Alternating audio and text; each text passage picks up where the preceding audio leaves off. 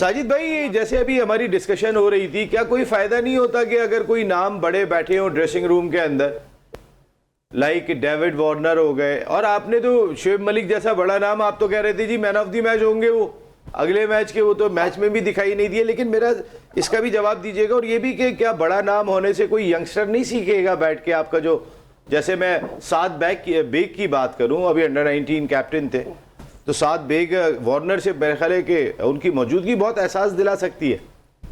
बहुत शुक्रिया नसीम भाई, 3-4 सवाल करती है, तीनों सवालों का जवाब है। शोएब मलिक की तो मेरे ख्याल में घुटने की प्रॉब्लम थी, जिसके बाद शोएब मलिक की मैच में नहीं खेले।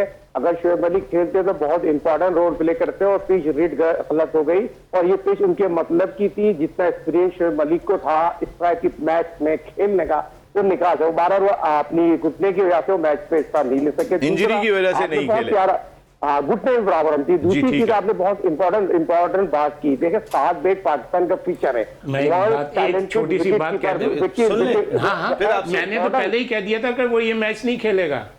शोएब भाई ने कहा था कि अगला मैच नहीं खेलेगा, तो मैंने कहा था अगले मैच में मैन ऑफ द मैच होगा। जब इंजरी को तो आप उस पर नहीं ला सकते। इंसान अगर खेल जाता, वो ना कारकर्दगी दिखाता, तो फिर वो बात होती है, अनफिट हो गया, जिसके बाद वो बाहर हो गया। मगर बहुत इंपॉर्टेंट सवाल किया, डेविड वार्नर एक ऐसा प्लेयर दुनिया क्रिकेट का रोल मॉडल है, और कराची किंग ने सबसे महंगा प्लेयर $3 करोड़ में उसको हायर किया है, और नौजवान नस्ल का रोल मॉडल, जो उसने कारनामे ऑस्ट्रेलिया के लिए दिखाया है, जो कारकर्दगी उसने दिखाई है। साद बेग जैसा बच्चा पाकिस्तान का फ्यूचर का मैं समझता हूँ विकेट कीपर है, और उसको खिलाना चाहिए, उसको बैक करना चाहिए। अंडर 19 में उसने आउटस्टैंडिंग क्रिकेट के लिए आउटस्टैंडिंग कारकर्दगी दिखाई है।